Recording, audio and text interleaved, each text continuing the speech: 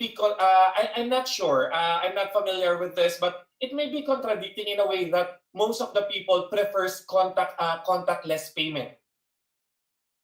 It's But of course, what I meant by that go ahead, sir. actually online transfers. So bank to bank, GCash, Paymaya, those are still contactless. So because now we're online, so 100% online kami right now. So we're not opening any storefronts in even in the pop-up markets that are inviting us. We are declining for now. So we offer that. Kasi actually for some of our logistics providers, COD can defer the payment to us parang next week or after 15 days pa yon. So we really Mm. direct our customers, we educate them that it's easier, you save more money, you don't have to pay COD fee or PayPal fee if you direct your purchase to us via bank transfer, which is actually a norm if you are familiar online shopping na hindi Lazada or Shopee, like you're buying direct from people around Facebook and Instagram. Uh, Even when I buy coffee, that's how I do it. I do a bank transfer. Mm. Okay. Yes. Because anyway, all this type of payment like Paymaya, ano naman to, real time naman lahat to, like online banking transfers, right? Yes, it's real time, and that's really what's super important because mabilis umikot yung pera. Okay. Yeah, which is really, really important in times like this. And sir, we are all hoping that this crisis won't last any longer. But if it's possible and it will, what will be your long-term plans to to be still profitable during this time? For us, when we pivoted our business from catering to events and night market, actually we were already in talks and plans to open a permanent branch, a kiosk in the BGC area. That would have been a massive investment and have been horrible timing. um, Now how we see it, kasi looking at this new normal and the effects on how we I think as an economist, how I think people's behavior have changed. Our strategy now, at least in the case where we have a product that's simple to sell, is to be an add-on type of business where we attach ourselves to established restaurants and brands and offer them a new kind of dessert or custom desserts so we can cater to them. Now, aside from that, expanding that way, we also want we also work with a before we our philosophy about partnering with Mercato is they are a platform for growth, an incubator. That's how they call themselves also. We still look for those types of environments that we have a win-win relationship. Right now, it's that platform for us is actually Food Panda, and we're studying it really well, and we're trying to understand how can we grow within this environment, and not just inside that Food Panda, but also on our own in terms of building a website for hosting our own dedicated shop. Because eventually, we still want to diversify our channels. Hindi lang pwede everything Food Panda, 99% of the business. Because, of course, God forbid, what if something happens to them? Mm. That's not a good position to be in. So they're having multiple channels where we are able to touch base with customers in many different ways. That's our strategy pa din. But in terms of Okay. the physical, logistical aspect of it, it's attaching ourselves to to restaurants that are already existing and offering that kind of product. So that's been our plans for seeing at the long term and how the economy is behaving. Okay. And sir, if you don't mind me asking, do you still have your cost currently under control? And if yes, how do you do it? So I mentioned earlier we had to find new suppliers. Like 50% of our supply chain is from new suppliers now, and because we make our ice cream fresh, so a lot of it is coming from fresh ingredients. So at the height of the lockdowns, sobrang nightmare ng costing because everything is expensive. Fruits are expensive. Alcohol is expensive because we use alcohol, actual alcohol in the ice cream. So at the start of it, sobrang okay, we are facing nearly a break-even scenario na kami here. We actually increased our price. We had to if we really wanted to sustain ourselves. We're not we don't have a large backing here. So we want to operate, but we can't do that at a loss. So combination of slight increase in price and bulk purchases, although everything considered, na almost double. It at the worst at the worst it was double the costing. And we've been constantly reviewing every week. So lagi ito na yung kinakainis ng partner ko with me is we have very long meetings researching for suppliers, nagbibidding kami against suppliers and constantly looking for the cheapest source of this fresh ingredient that still meets our standards, of course, and looking for those deals. And like I said, it's long hours, long meetings. It's not necessarily the most productive hours that you have, but in the end of the day, if I'm able to shave 5%, 10%, and do it consistently week on week, nakikita ko na eventually ma-achieve namin yung costing namin before, and we'll be back in the good zone where our margins are better. Oh, yun. Talagang tinetest kung yung pagiging resourceful natin ngayong mga panahon na to, no, sir? And, okay. Yes, and negotiation skills. Because negotiating for bulk pricing, timing ng delivery, also pala in terms of production process, being creative about how we make our ice cream. For example, we call simplifying processes here. So, for example, making larger batches of just one flavor this week because that means less time spent washing dishes, washing the machine.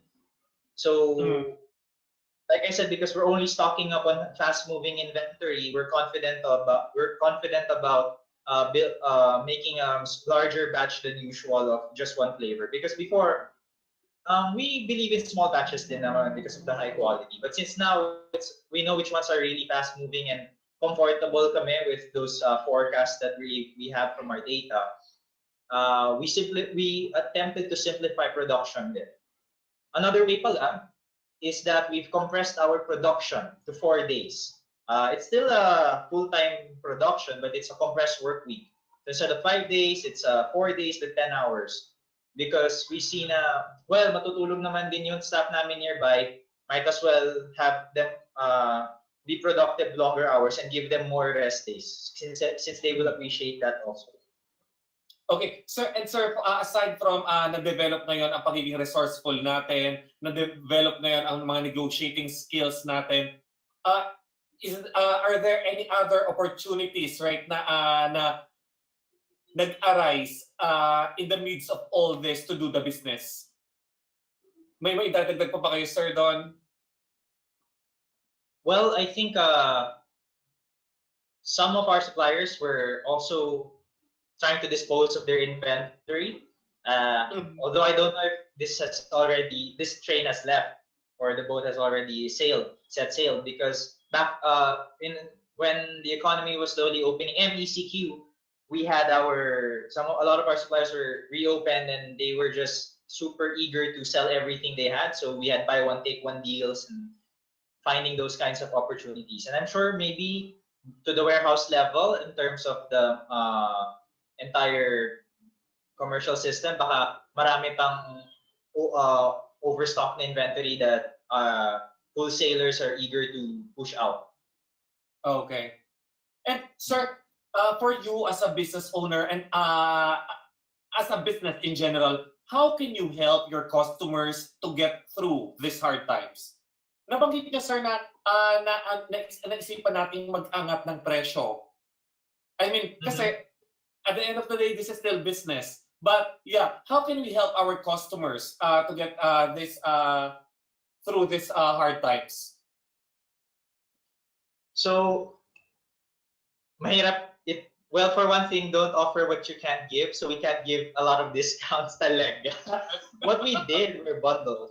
So to make our customers happy, uh, bigger bundles talaga. That's how, in terms of price, ha. But coming from a marketing perspective and where we believe the strength lies talaga in terms of creating the positive impact for customers is positive brand messaging. So this is me purely being a marketing person about it.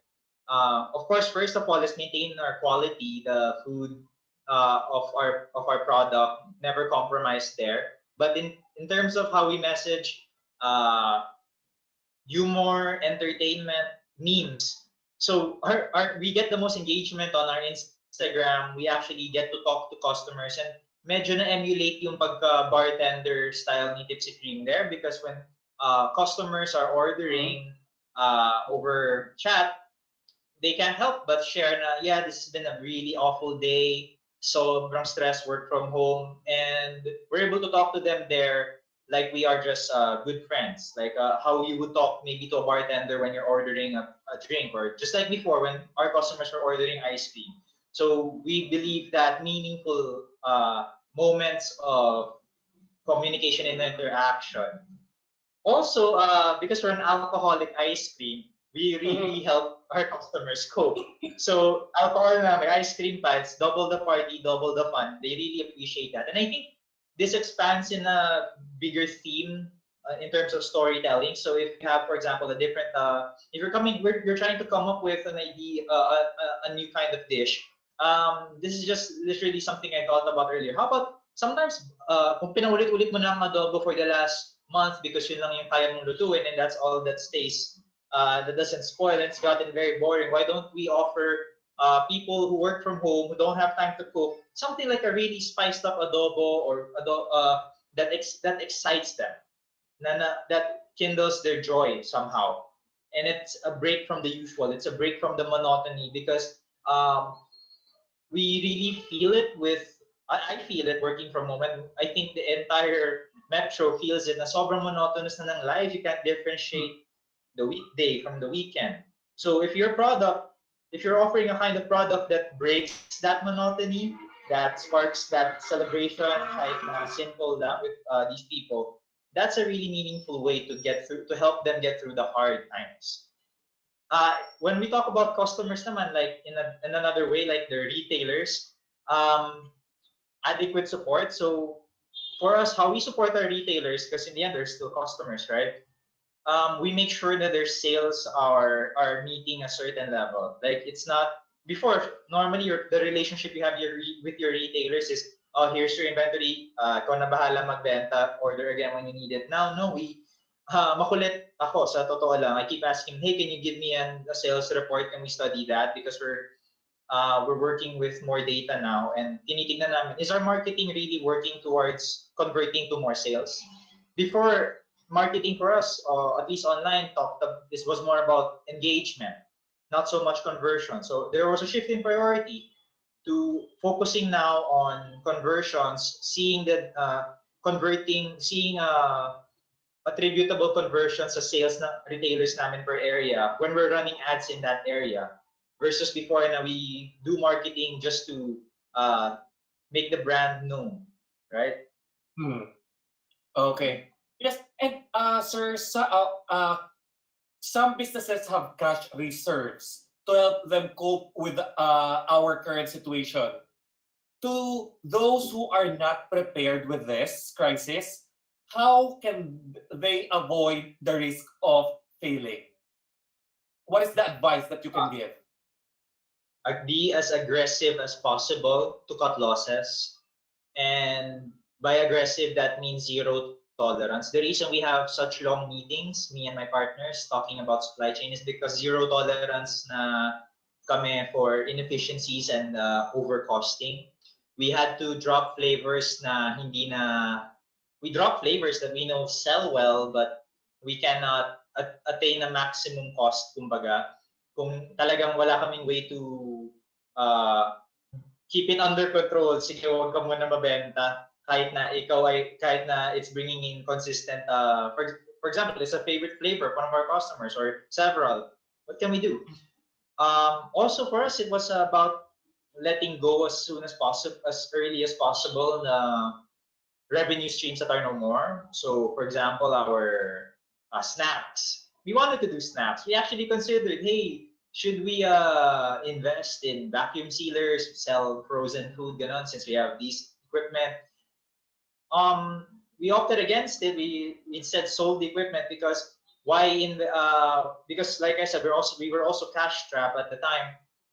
Why risk with such a new venture when we should just focus on making the core business alive again? When it should be that if the core business is on life support, we should not be thinking of new ventures just yet. Kailangan maging stable ulit si core business. And though this one's more of advice, though we did not have to reach that far, is to definitely consider tapping the 3Fs for emergency funding. So 3Fs in terms of investors, right?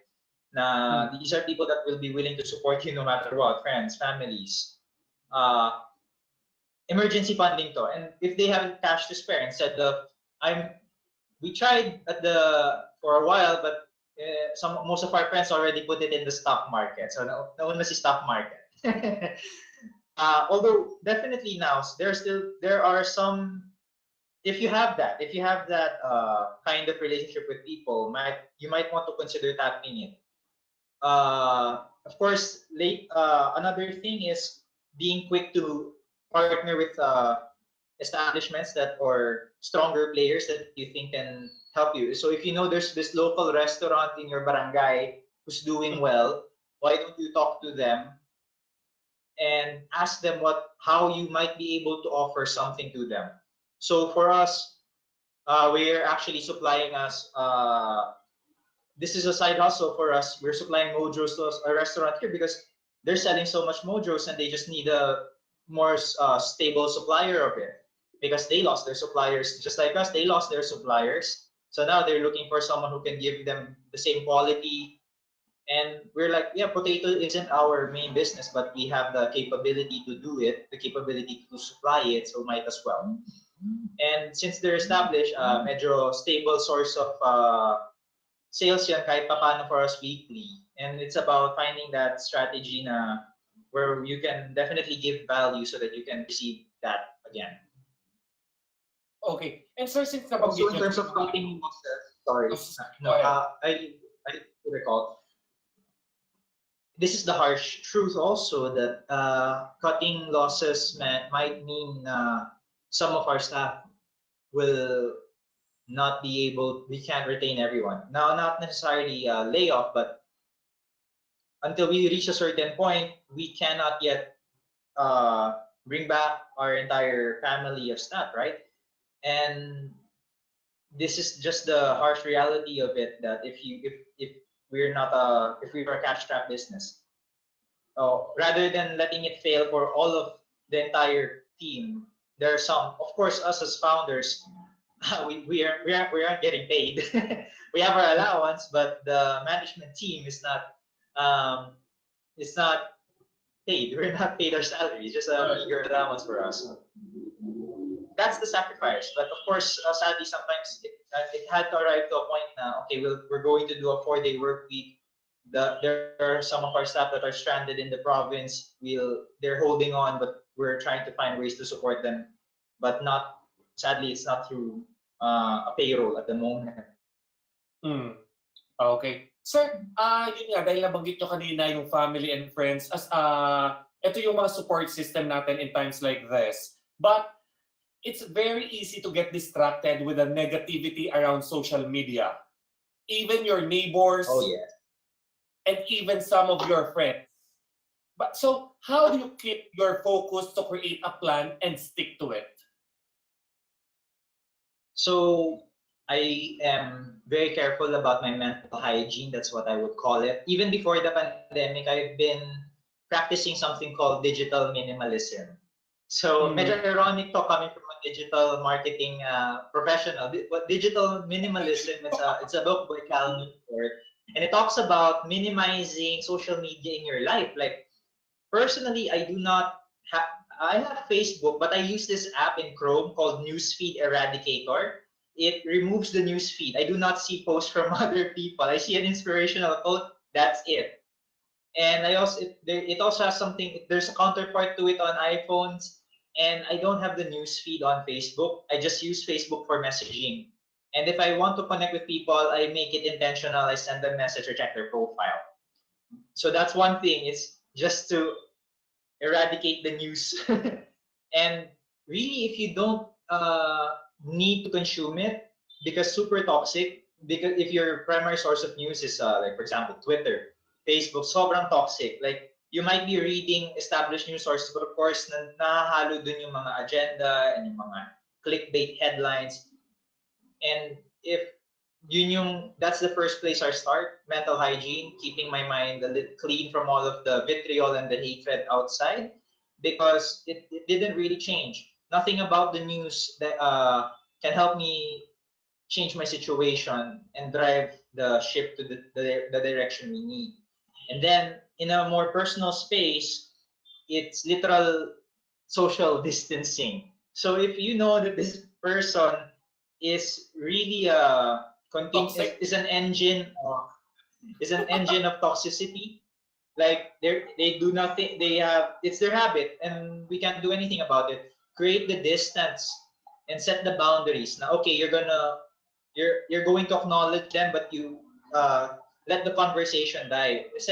Or you can even be honest about it with family members. Okay, hindi ko kaya to, hindi kaya ng mental health ko to, na yung negativity natin, yung live updates natin with the presidential updates or whatever the government is saying. Kasi there's always an opportunity to complain and rant. If they want to do it, they can do it. Pero please don't include you. In terms of my social circles, my groups on Facebook Messenger, a lot of them are muted. Because although for good vibes dapat, no, inevitably nakakapasok si news and nakakapasok yung agendas ng mga tao. And like I said, the way I maintain my interactions with people is to just be more intentional about it and message them if I miss them. But if there's prevalence of news, is to block it. First, to block it. If you can't, mute it. And if it's your family member, just set the distance and be honest and clear. And you don't want these kinds of conversations, and limit it. Sometimes it sounds like you're antisocial, but if the cost of being social is the inability to focus because you're full of anxiety attacks, depression, how can you work?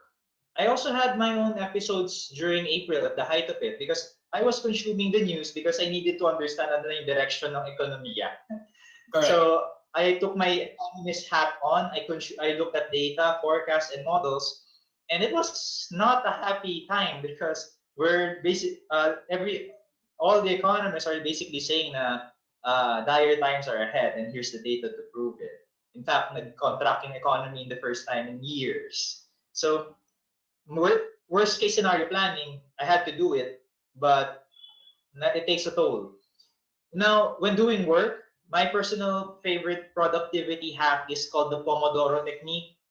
So, obviously, wala na tayong distractions, yung wala na yung naka-filter na yun, pati notifications, messages. When I'm using the Pomodoro Technique, 20 minutes per task. So, one simple task or one simple goal, 20 minutes, and then I take a break. So rinse and repeat process yon. After 3 cycles, so 3 cycles of 20 minutes and 5 to 10 minute break, I take a longer break of 15 minutes to recharge, have merienda, or have a hot chocolate, or have some ice cream. Okay. So that's how I tackle tasks daily. That's, I think, yung for all of everything, Pomodoro Technique yung pinaka naging helpful. I tried bullet journaling. Hindi gumana for me, but Pomodoro helps. Okay, that's really interesting. Now we're learning a lot of things. Like, what is that again, sir? Newsfeed eradicator. Yes. Wow. It's a plugin on Chrome. Ito yung negative lang. Wala, pag ganun, unfollow na lang. Unfollow, okay. So, yeah, and then the Pomodoro Technique, which is, hindi ko alam kung pwede natin i-apply sa office yan. Baka sabihin ng boss natin, mayat-maya tayo nagbe-break. Well, They're working from home. Yeah. So Oh, no, you can yeah. So stop it. I think that will I mean, if it's for the productivity, why not, diba? At the end of the day, you Well, deliver when I whatever was in is corporate, expected of you. I want to share. When I was in corporate, Pomodoro Technique helps because the break, so to speak, can be you checking emails, which is something that is low creativity but very muscle memory.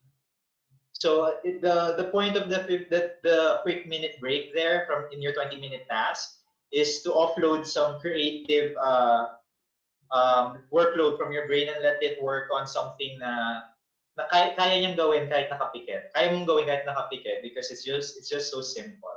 So it can be running a spreadsheet or checking emails. Kasi yun, konti lang yung mental bandwidth na required. Okay. And okay. This is another question. Sir Anthony, business owners are panicking with the current state of their businesses and are seeking to profit immediately to cope with the crisis, which we believe somehow for a business owner will be normal. But what good will it bring if they target 5 to 10 years of profit, not next week's profit? Okay, so I would like to answer this in two parts. So the first part is the near term. So it's always good to target long-term massive profits because that's your exit plan, right? So Mhm. the hardest question I was ever asked when I pitched before when I started to learn how to pitch businesses is what's your exit plan, Anthony? And I had to find out right away what that meant, and that means do you want to be acquired? Do you want to sell the business? So that's really a long-term vision. And for us, we cannot compromise on it because the way we envision Tipsy Cream is that in the future we want to be alongside the best of the best and be acknowledged as one of the favorites of the Filipinos and a proudly Filipino product, right? That's our dream. Mm. But it's always good to have that foundation. But if we don't build a foundation to survive the next 5 years, it's just a dream, right? So going back to all those things I've been talking about earlier, it's the obsession with our costing, correct pricing, and partnering with establishments that can support us as well as with the win-win situation.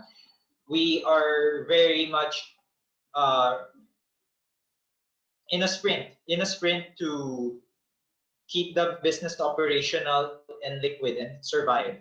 But also, there's a way to maybe craft this like a puzzle.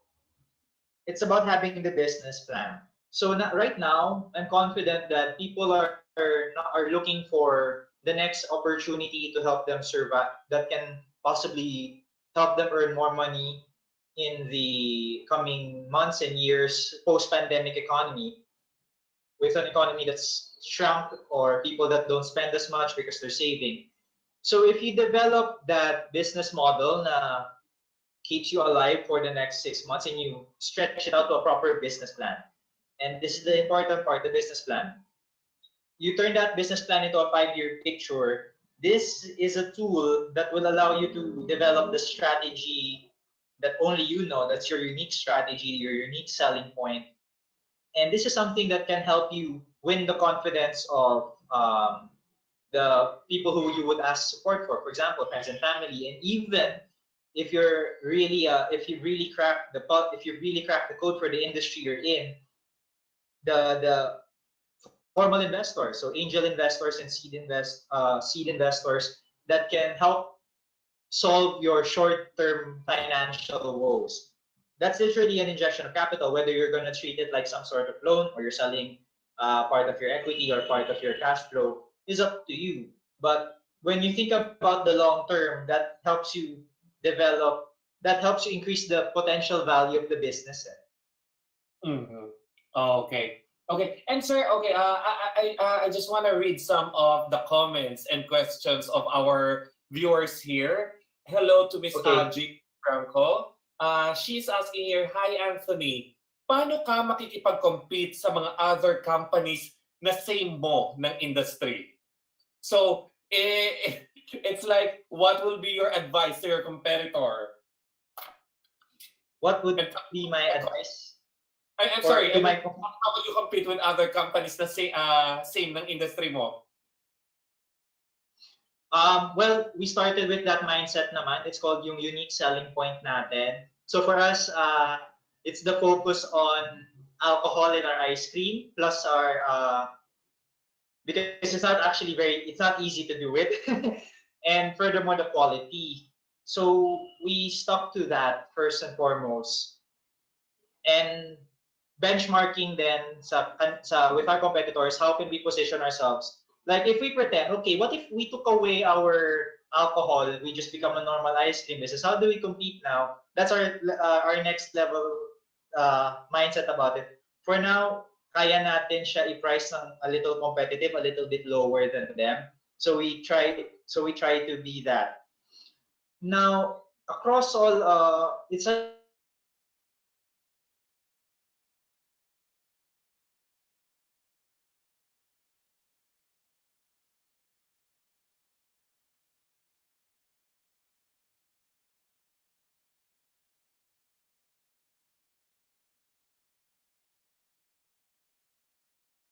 To buy new clothes, to feel fresh, to feel beautiful and guapo. Those are kind of emotions that we are looking at with people and identifying na, uy, wala pang brand that's addressing that concern that specific way. I'll do it this way. Okay. Okay. And we have here one of our viewers, Mr. Mateos Amaba. What nice things can I get or do for my team while they all have to work from home during lockdown? Check-ins, checking in, basically kamustahan. So if you're a team leader, I attended mental health webinars before with for other startups, and having check-ins is a crucial thing now. So if you have a Monday call, if it's usually a business meeting, maybe dedicate 30 minutes just for kamustahan and trying to understand ano yung situation ng colleagues, ng teammates mo, because mental health is now of utmost concern because one, we do not see, we do not even hear our colleagues anymore unless you're constantly on Zoom, and you don't know what they're struggling to. People are experiencing cabin fever. They've been stuck in the same 20 square meters or 40 square meter space for a month. Human beings are not designed to take that. We're not Correct. designed to vibe that. So be meaningful sa kamustahan with the objective of simply being a listener and understanding how they are. Don't try to give advice, especially if yung the type of advice will give will be dismissive. There's kinds of advice, no, kaya mo yan, or um, lakasan mo lang loob mo. Sometimes those are tone deaf, if you will, of the situation that the person's going through. So that's one thing I can abide by, that is a costless way to help your team, is to alleviate is to help them carry the mental burden. And of course for you is to make sure na ikaw mismo, you're not suffering from severe anxiety attacks and depression, and you're getting all of the emotional and social support that you can get. That's not toxic. Okay. And if I may add, yung na sinabi nga pala ni Sir Anthony are the costless na pwede mo magawa. If gusto mo ng konting may pagkakagad, pwede mo silang padalhan ng ice cream. Come on. Especially now, it's a Friday night. It will be nice of an ice cream with some alcohol in it. So Yes. And right, sir? Okay, we have another Yes. ka-TGFI here, Prayano Boracay. Ano ang magandang business po sa tingin nyo ang pwedeng maging negosyo ngayong ECQ? Good businesses this ECQ. I actually have a small list of that. So of course depends on if you have a lot of capital to spare. But right now, yung easiest that I see na more of a life hack kind of thing is yung mga pabili service. So pasabay. Yun yung tawag natin nun eh. Pasabay. Kasi ayaw nilang pumila. Who wants to fall in line for 1 hour sa grocery? No one wants to do that. Now, that's a new kind of pain. That's a new kind of customer pain point that can be addressed by pasabay and kind of logistics, pabili. So, if you can address the concerns na hinaharap nila doon, hindi naman binili nung inutusan ko yung dapat mabili or wrong brand or kulang-kulang, sobra-sobra, mali yung sukli, God forbid, di ba? If you can offer a much better level of quality of service there sa yung pasabay, you might have a solid customer base na every week it will go to you. So that's more like a racket kind of thing. But if you're able to organize a team like that, so similar to Hey Kuya from before, that's a startup na parang hire someone, a kuya, to do a task. If you can have high quality for that, that's one opportunity there. Of course, now more than ever, nandun na yung online selling. I don't think nahirapan ng mga online sellers this period because ganito yung buhay nila before selling online. Nahirapan na siguro silang mag-procure ng mga items to sell. But if you're good at it, teach. Maraming business owners na kailangan ng understanding of all of the platforms and all of the nuances. Facebook, Instagram, Google, iba-iba yung purposes nun, iba-iba yung strengths eh. So if you can teach that, you can be a consultant, that might be a very lucrative opportunity for you. And besides, sometimes people want that personal touch to it versus taking a lesson online. Some people would prefer someone just to teach into it how it is talaga. And if you have a food business now and you're not sure how to market it because never ka naman naging into social media, maybe you have kids, may pamangkin kayo or inaanak na mahilig mag-social media, bigyan mo sila ng project, picturean nyo yung pagkain ko, gandahan nyo, tapos kayo, gawin nyo din ng memes para dito sa kayo magpatakbo ng page. That's a win-win situation. Magkakaroon ng libangan yung mga kids. Hindi na sila sobrang hyper because now they have this fun task that they can work on, and you get your digital marketing specialists na digital natives. They understand how people interact there. And then if you have a lot of more spare time because of work from home, mas naging efficient ka, you have more time for your hobbies, content creation, sharing your what you do, what your new recipe is. Maybe people are looking for your secret. Paano ka nakakapag-work from home, nakakapagluto ka pa na masarap? Paano mo nagawa yun? I can't do that. I would love to know, so that I don't have to depend on Foodpanda every day for my meals. Right? Especially if marami kasi living alone or by themselves now. So that's really challenging. Okay. Those are some things I think can easily be started now. But in the bigger picture, like yung logistics, maybe some automation,